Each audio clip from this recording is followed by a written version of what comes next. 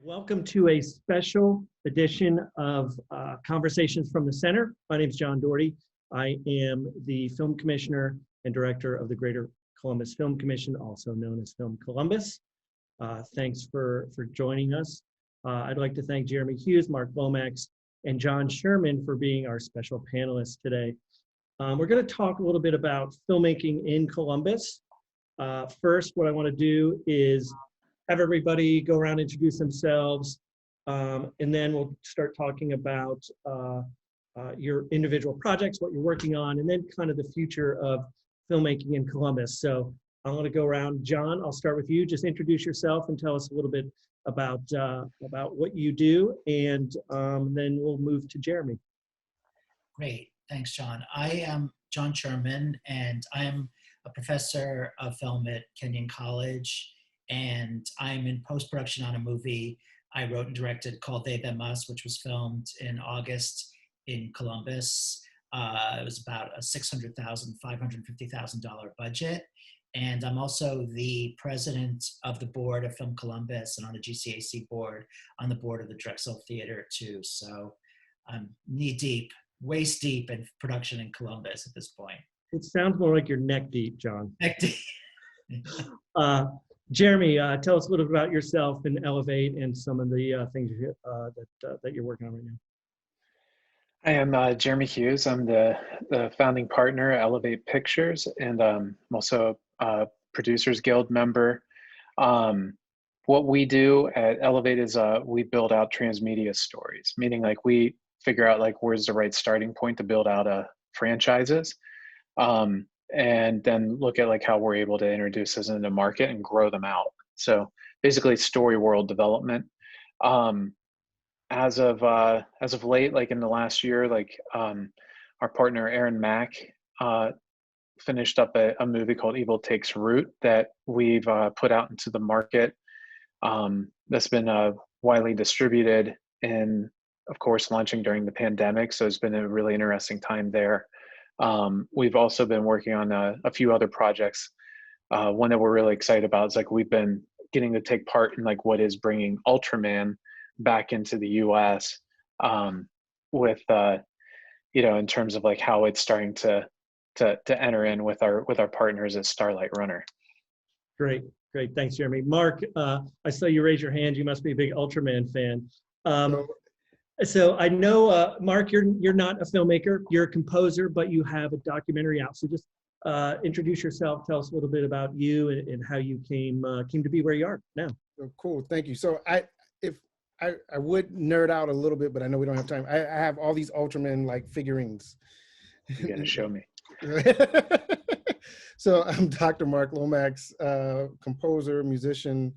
I've got over 40 albums released since 1999. And the most recent project was a 12-album project called 400, an African Epic, that was released in 2019. It's a 12-album, 8.5-hour cycle that commemorates the 400th year since the first, quote unquote, 20 and odd Negroes were brought to North America as enslaved human beings. We finished a documentary that really charts the run-up to and captures the premiere concert that was in 2019, and we're now trying to figure out how to bring it to market. We also just finished an educational video that has a performance of a cello quartet that will be released just on social media and everything like that for schools next month, so February. Great. So really excited to feel like a newbie because I'm learning that not all art is equal in terms of process and everything, and things I expected in film because of my musical experiences, it just not happening. Totally different.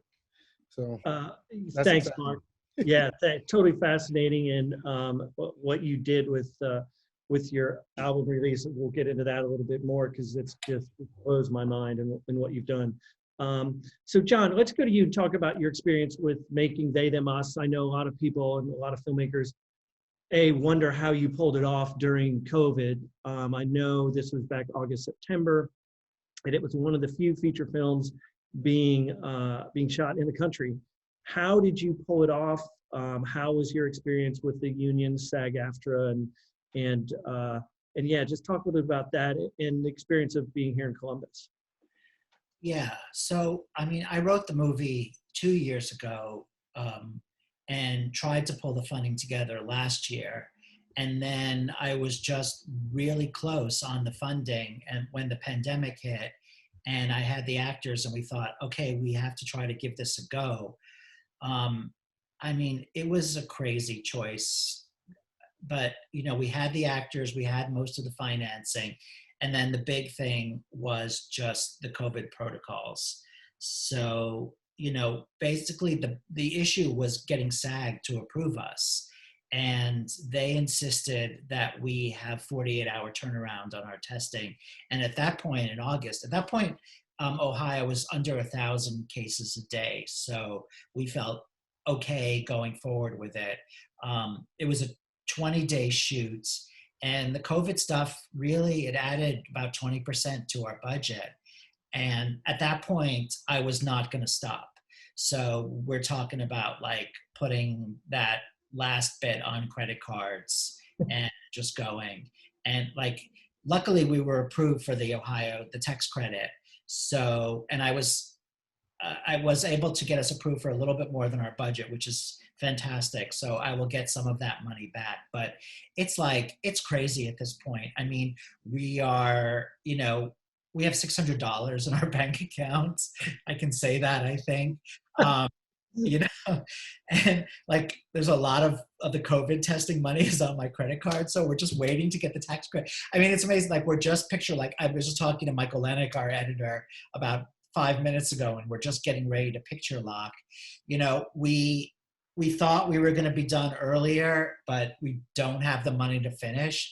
So we're sort of gearing everything to like maybe a film festival. I'm not going to jinx it and say which film festival we're going to get into, but I think we're going to try to premiere. I mean, we've gotten into some film festivals already, but we had to say no because we weren't done. So it's tricky. It's just like every aspect of this is like making its own movie. So we are really close to picture locking. The movie's ready, I think, to finish. And as soon as we get our tax credit money, we can be done.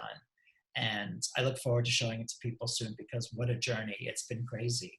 Yeah, it sounds like a very typical filmmaking journey for a small independent film where at the end, everybody, you're asking everybody, how much room do you have on your credit card so we can finish this film? Do you think you could make that movie right now, even though that was only 6 months ago? Yeah, I would not try to do it right now. I don't think, we brought in a lot of crew from other cities, including New York and Cleveland and Cincinnati. We can talk about that, about the union stuff. Like, it was a $550,000 movie, but because there was not a lot of work at the time, it really had the crew of a $2 million movie. So a lot of the union folks came from Cleveland and Cincinnati, which was interesting. Like it's definitely something to discuss in terms of our crew base in Columbus and the depth of it. But, somehow we had about 50 people on the crew and somehow we had no positives.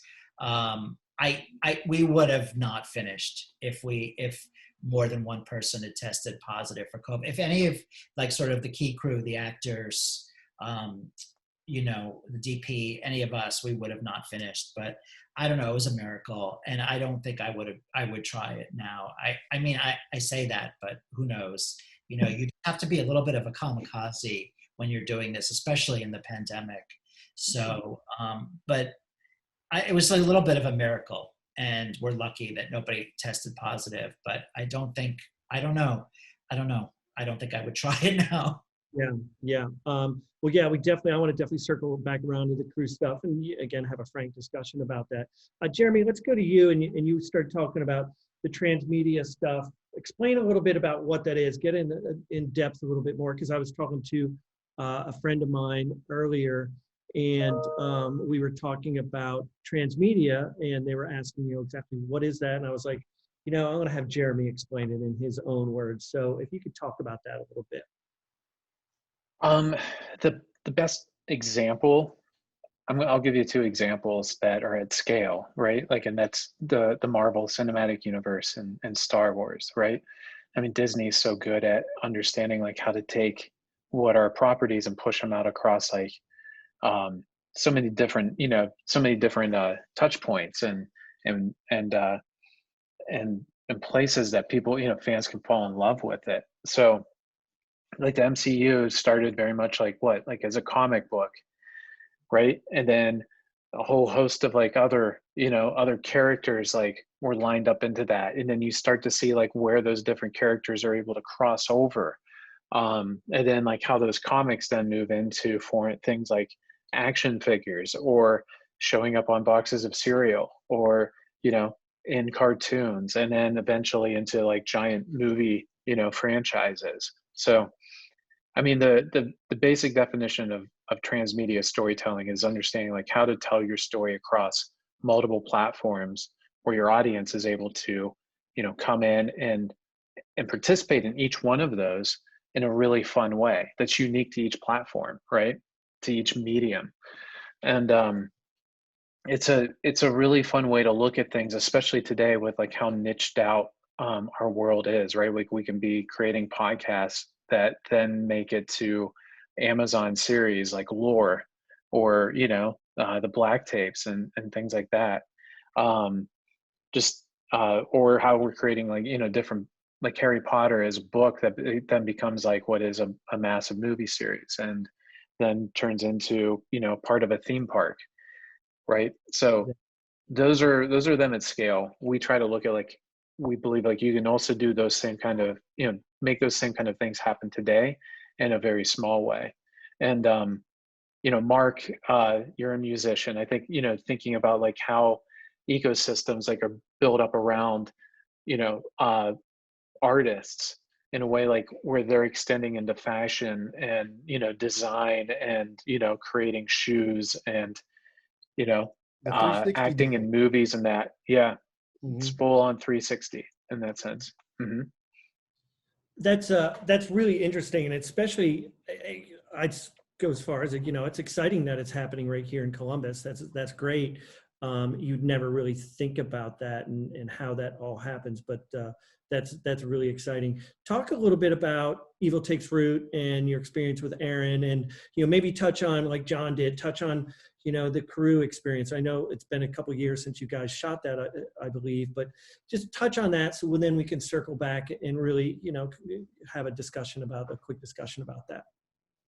Yeah, and so Evil Takes Root wasn't built to be one of our transmedia projects. This was something That's Aaron was working on with a few other filmmakers here, and it was definitely an interesting journey where it's had it had a few ups and downs with it, to put it mildly.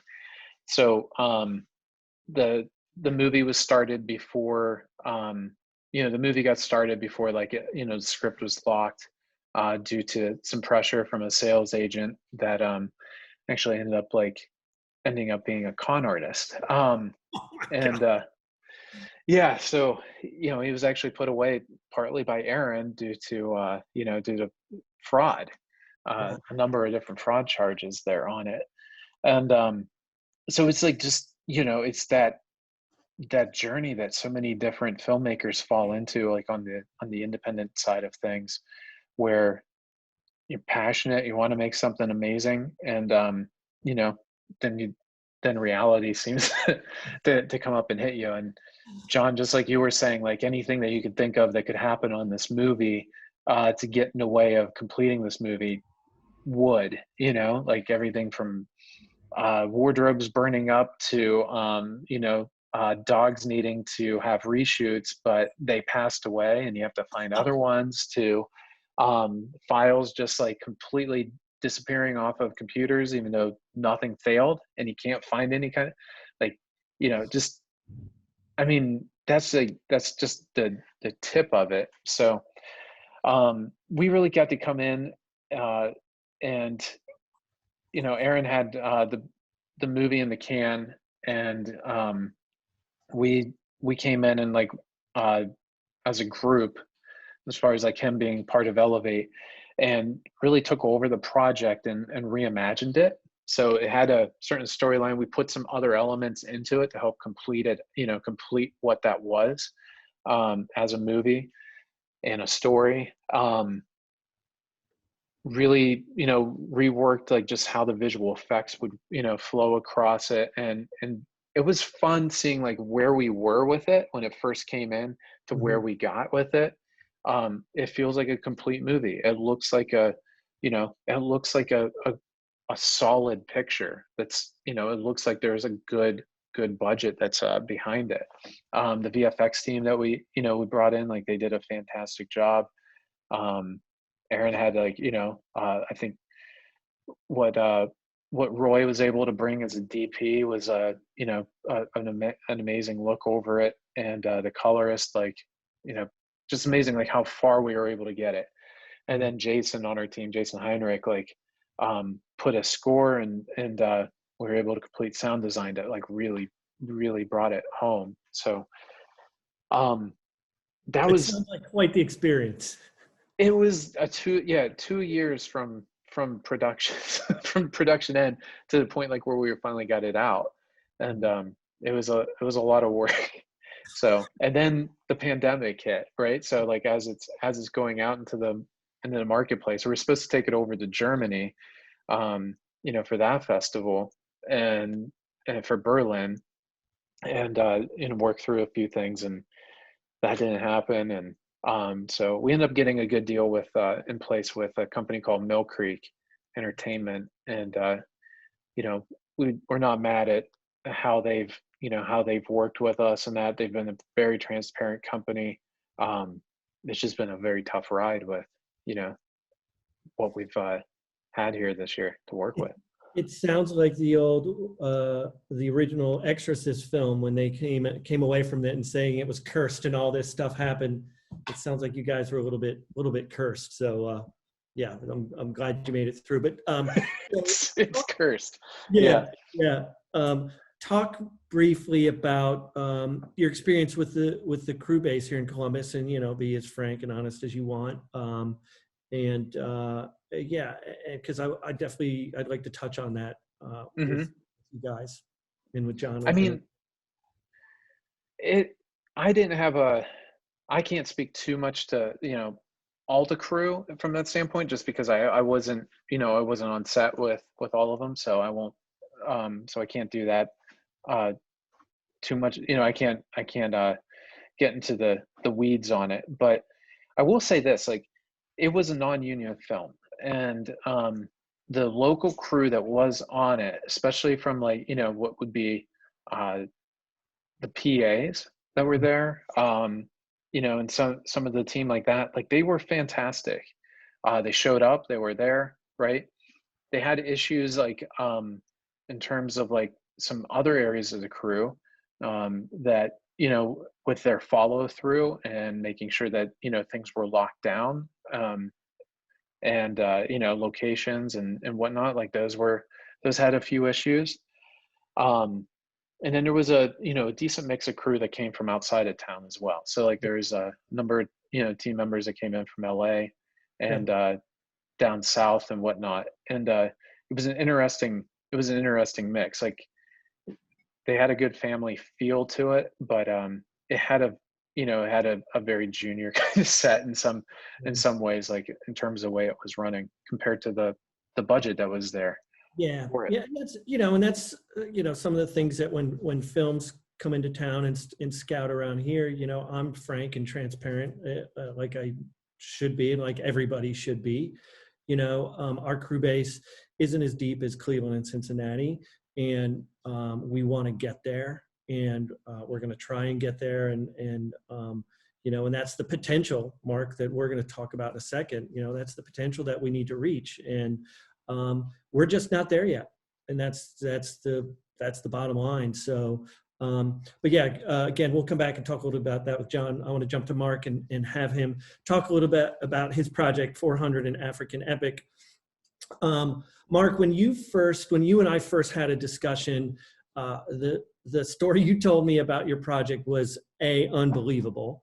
And then I watched it, and I thought it was really great. It was kind of a you know, a touching story amongst you and your bandmates. And, you know, and I remember a couple scenes and you guys were kind of arguing a little bit back and forth, you know, but you're like, yeah, that's what I meant. Well, that's what I meant. You know, that sort of thing. It was really kind of cool. But tell me, or tell all of us, you know, a little bit how you came up with the idea for this documentary, and as a composer, how you felt about the film and the process and all that, and how that fits into Columbus, and how Columbus is a great place to do things like this for you. And yeah, just talk a little bit about that.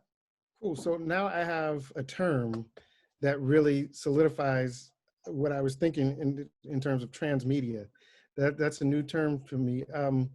Back in school, in grad school, really, I was looking at Wagner's concept of the Gesamtkunstwerk, his complete artwork. That's what he called opera at that time. And when I was signed to a little label in Philly, there was always tension between, you know, content that they can drive when the records came out and how to develop that content. And as soon as I really got good at recording, mixing, and mastering myself to get them like snippets of concerts and what have you, they're like, what, no video? And Right. so I really started to see as things were shifting, and this is, you know, around 2010, 2012, that just being able to have a pristine audio representation of your work as a composer, performer was not enough. You know, this is when YouTube was really starting to hit and Facebook was, you know, already a thing, and folks wanted to see more than listen. And Vines were out then too, so those 10-second videos, and everybody's attention span was just getting shorter and shorter and shorter. And here I am putting out, you know, hour-long albums and all this other kind of stuff, and not really thinking about tracks and short forms. So I started a multimedia company with the idea that we wanted to produce products that had, like Jeremy said, those multiple touch points or platforms. And so in thinking about the 400, it really wasn't supposed to be 12 albums. It was supposed to be one symphony with 3 movements. And then as I sketched the idea for each movement, it became more of a macro structure that had these chapters to it that became the individual albums.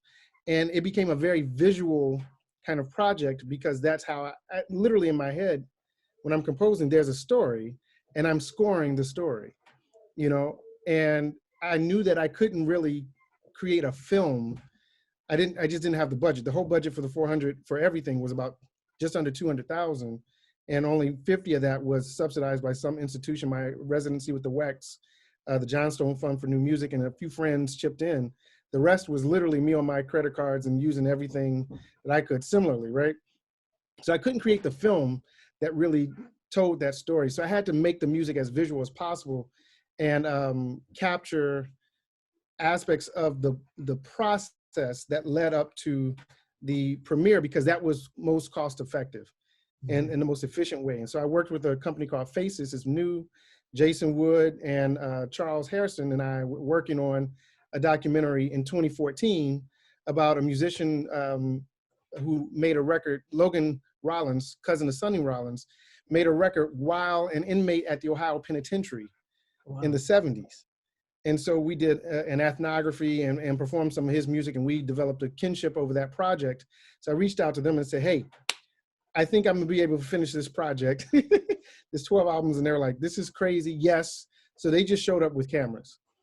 And in the end, you know, we were able to have, you know, about a 6-camera shoot at the concert in the Lincoln, and really, I think, get this really beautiful story that captured the camaraderie, the brotherhood, the fellowship that happens backstage, you know, behind what everybody sees when we're performing, but also capture the philosophical, political, cultural foundations of the work, you know. So it tells the story of the music while you get to hear the music. Yeah. And, you know, for about 180,000, just under 200,000, I don't know that I could have gotten what I got, you know, for that price in New York or you know, a larger market. We got the films, we got the concert itself, and we got the 12 albums done. We have a curriculum, we have scores, and we had some merch, all for like relatively low budget. And so Columbus is great for that. And it's great to take those kinds of risks because I work in philanthropy. I don't have to support myself with my art. I can take a financial risk and an artistic risk. And if it flops, I'm just in Columbus. But if Right. it hits, I'm still just in Columbus. Right. Right. So we toured this to 22 cities, had a fantastic response all over the country, from Boston to New Orleans, up to Oklahoma, and everywhere in between. But when I talk to those major periodicals, the New York Times or what have you, Chicago, they're like, but you're in Columbus. You know, so what I discovered, because I've toured since I was 14, and I've never really focused on Columbus, but I've always lived here for better or worse. And we have fantastic artists. We have fantastic artists in every discipline, from dance to film to visual art, theater, everything. Everybody here is doing something that you just don't see anywhere else. The problem is we don't have the infrastructure that can, one, cultivate those artists in a way that they can have success here locally, and then keep increasing their market presence, you know, from Columbus to the region, Midwest, nationally and internationally. If I'm doing well in Chicago, I don't have to go to New York as a musician. I go from Chicago to Europe, Right. from Chicago to Asia, from Chicago to Australia, you know, where they have these big jazz festivals. If I'm doing well in Columbus, I have to go to Chicago or New York, you know? So there's, you know, a significant lack of funding, significant lack of infrastructure, and I would argue a significant lack of political will to ensure that the artists who are doing world-class work in our community are able to leverage their position here in this community to have access to those larger markets and the wider world. Thanks, Mark. And yeah, we touched on that a while ago when we first started talking, and I agree with you. And the thing you said about risk is great. It's a great place to take risks, and it's obvious that all three of you have taken huge risks with the projects that we're talking about, for sure. And you know, you talk about infrastructure, and that's the thing that we at the Film Commission have talked about for years. And Jon is the president of the board, and being on the GCAC board, you know, you're deep in the middle of these discussions too about infrastructure and how we grow that infrastructure, and how the current motion picture tax credit isn't set up for smaller productions like you guys are working on that would help grow that infrastructure. So what we do at the Film Commission has just been trying to change some of those laws and working on that. And it takes a long time and it's a lot of work. But Mark, I totally agree with you on the infrastructure point, and I'm sure everybody does here too. Speaking of which, infrastructure, talking about crew, Jon, let's go back to your, to your point. You were talking about crew and pulling crew from Cleveland and Cincinnati. And like I said earlier, when films do come into town, I tell them, you're going to have to pull crew from Cincy and Cleveland and maybe Pittsburgh. And if there are large productions going on in the state, the crew's it's going to get really thin. And, and then there's a lot of commercial stuff that happens. So Jon, what are your thoughts on the crew, and how do we grow that crew, and how do you grow a good crew base? Not only bodies, but bodies that can really do the good work. Yeah. Well, this is all very interesting, everything that Mark said. And I think what we do, let's start with what we do have here, because I think what we're able to achieve, like the fact that, like, I knew when I wrote this movie that, like, I could film in German Village and use my friends to get locations. Like, I think our location budget was about $10,000 in New York for the quality of locations that we got. It would be six figures easily and higher. So there is so much here to take advantage of, and no one has seen that on screen before. So that's very exciting to be able to do that. And that gives you the production value that you would not necessarily get in another city. And Jon, I don't mean to interrupt, but I just want to make it clear that you literally wrote this film with these locations in mind to showcase on the screen. And like we've talked about before, you kind of tried to make Columbus a character in the movie. Yeah, and it is a character, and it worked really well. And then the thing that was interesting too, we had to be super agile because a lot of the locations that I wrote in, we weren't able to shoot in, like because of the pandemic. Like the Ohio State Fair, we had a scene there, and they approved us, and that's so much production value, and then it was canceled, so we had to pivot, and then we ended up having something almost as good. But the welcoming, that like just being able to get so many yeses from people in terms of filming here. There's so much goodwill in the city towards the film industry, and people want it to work. And the other thing is there's a lot of money here, that there's so much, you just have to figure out how to tap into it, and I was able to do it a little bit through my work. Just meeting people, because I'm not from here. So a lot of people who are from here, they all grew up together, they all know each other. So it takes a little time to get to know them. So, through working on different boards, I was able to get to know them a little bit. And they are starting to invest in movies, and they want to make that work. So, those are all the positives that we have. And we do have some crew here, but it's just that the TV commercial work is steady, it pays well, and it's hard to get people to not take that paycheck, So I think it's just about building a sustainable film industry here. And really all that will take is just a few movies being here. I'm sure of it.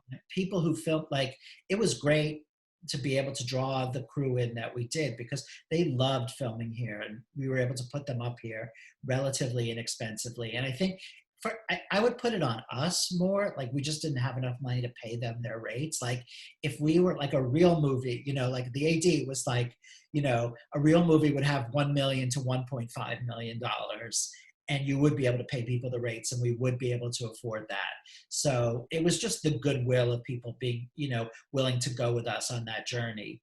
But, I think that the art, you need the budget to sustain that too. So I'm not trying to diss the crew here at all. It's just, we have to be able to show them that it's sustainable and they can actually make a living doing that, as well. And then, people were just nervous about shooting, coming on set during the pandemic too. So I totally understand that as well. Yeah. John, you definitely brought up some good points, and I agree with you too. I think we're just on that edge, and have been on the edge for a couple years now, to turning it into something that is sustainable. And without getting into detail, there are certainly people that I know that want to come here and make multiple movies and make slates of movies, and they're just trying to get over that hump, get the tax credit. And once that happens, I think then then you just start to roll downhill. Jeremy, I saw you shaking your head a lot, about crew and and taking risks, and what are your thoughts on again, like growing that crew base and using your talents and your transmedia platform to do that? Yeah, I think John was hitting on a lot of points there that I would agree with, and it actually made me think of an article I just saw but like more than a week or so ago, from Mark Kwame at Drive Capital, and how he's come here, and how he's come here in a very similar way, right? Where he's seen an opportunity in the healthcare space in particular, right? Like how they're able to grow out like what would be a venture capital and a startup community. And as he's gotten here, he started to see like there's a lot of there's been a lot of issues in terms of like, he's talking about like real estate, right? Real estate here, if you're going to do a lease, like you need to sign a 5-year lease. While in San Francisco, you can, find leases that are very short term, because like companies are growing so fast or they're disappearing so fast, right? Like how do you start to change those mindsets? So to that point, I think like there's like something that we can take from that and look at like, what does that mean from from the standpoint of like, when you look at like where these centers like, LA and New York, that have like what is like an established crew base there. Why is that? Like there's just enough work, right? The gravity of like what are those cities like just continues to feed like what is an ecosystem in the sense, right? Yeah. So you have like what are the big projects or the big commercial projects.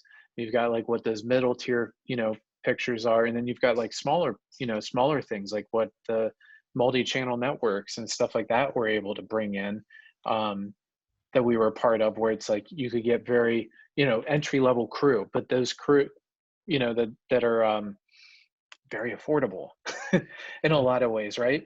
But they're green, they're able to learn, but they're learning on projects that are small enough.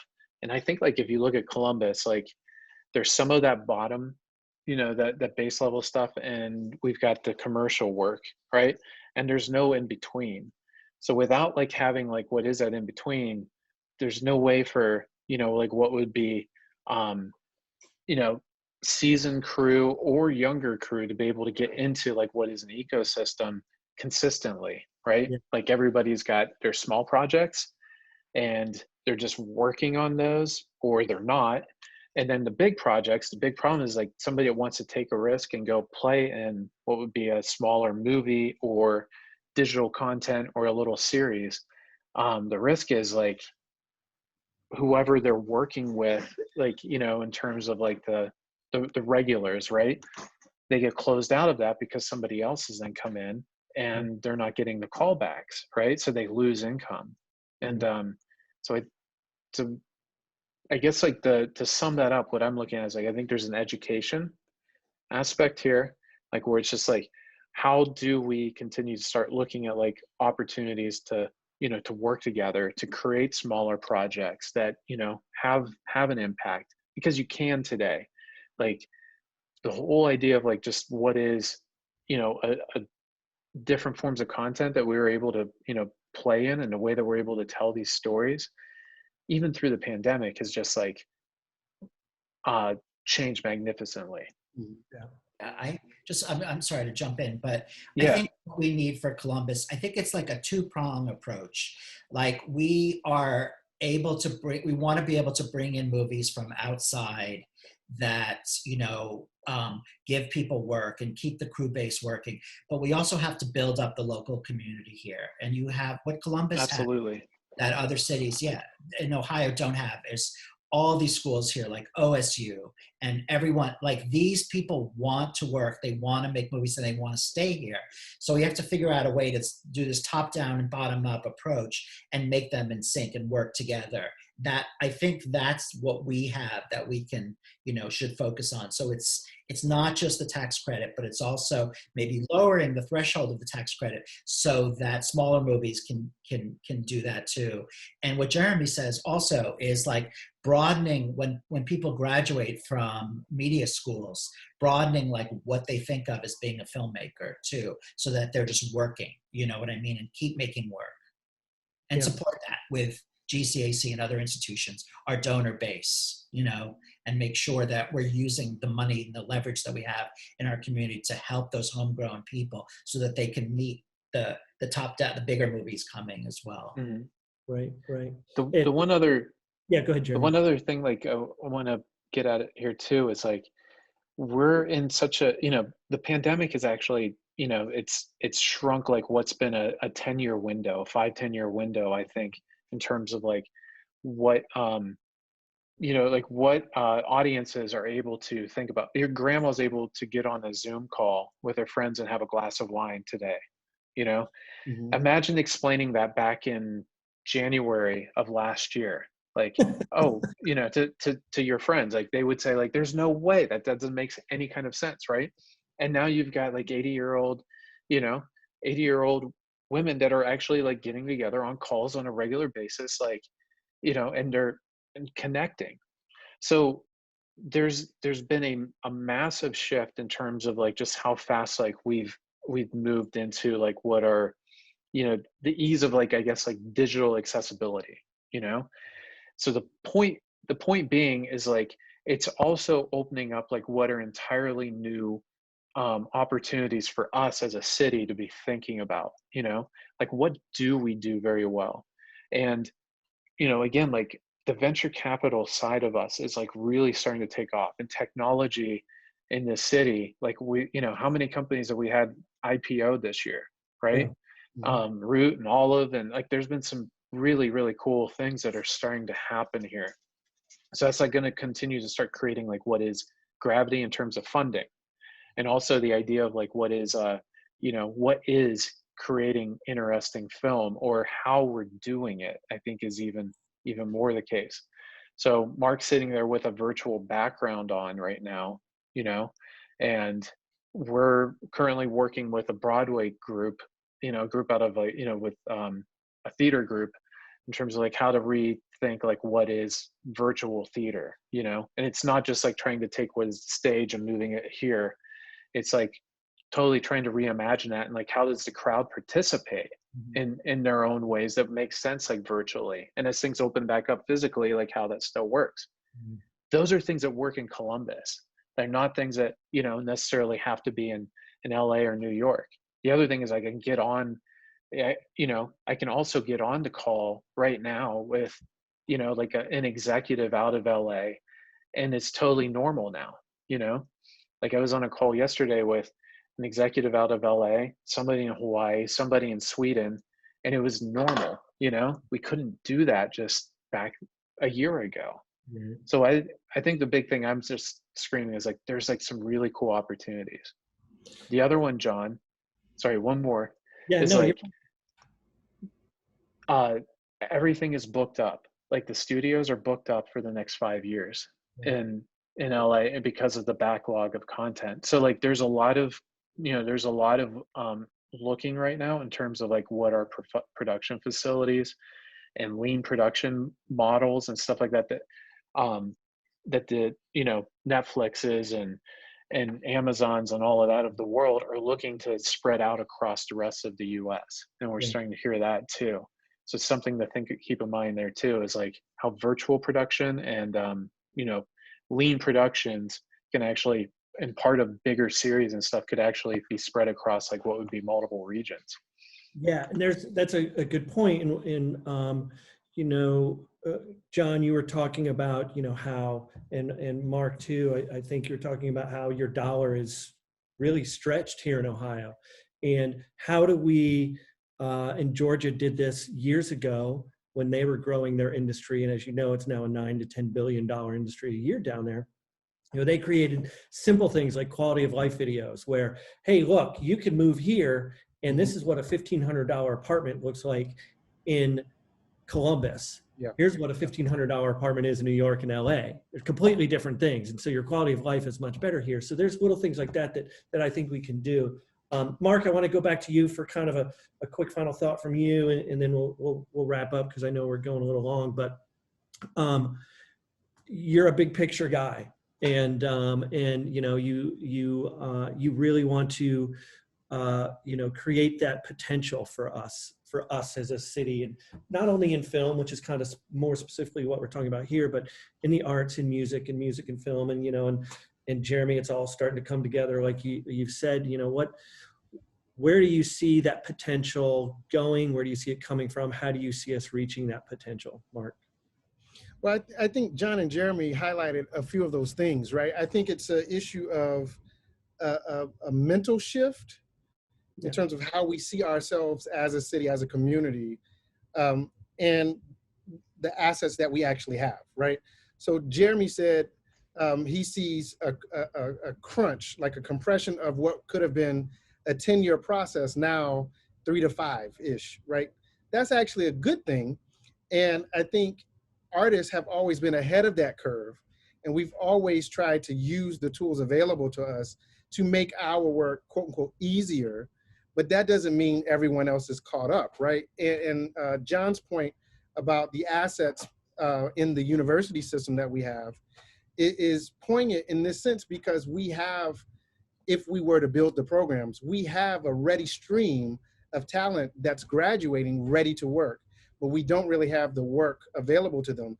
And what work does exist doesn't necessarily get them from that bow tie or through that bow tie economy or sense of opportunities that Jeremy hit, those entry-level commercial type things. But then there's like a squeeze point, right? And if you can kind of get through that, then you get to that bigger thing. We need to open that up, right? And make sure there's a path from the very beginning to the very end of whatever we think success is. But that means Columbus itself has to get out of that Columbus mentality, right? We have to stop taking ourselves so seriously and take some risk. I mean, the one example Jeremy used, I think that was great, was the lease for small companies. Why sign 5 years when you might grow in a year out of that 5-year lease and you're stuck, or you might not? That's not just about leases. We do that with everything in Columbus, right? So how do we really become comfortable with being uncomfortable as we take our place as a major city in the country? Great. That's a great point, Mark, and I really appreciate those thoughts, and I appreciate all you guys taking the time to chat. And this, from what was originally going to be just a filmmaking discussion, I think turned into a bigger discussion, which is great. Turned into a discussion about Columbus and about how we can live up to our potential, and just some quick ideas. Obviously, this discussion could go on much longer, but it went on a little longer than anticipated. But thank you for your input. Thanks for sharing. I look forward to talking to you guys more about this, and let's do it again. Let's get together again and chat about all this. I think it's worth it. I think we can do this. I think we have big things ahead of us, and we're going to keep on pushing and trying to get there. So thanks, guys. Appreciate it.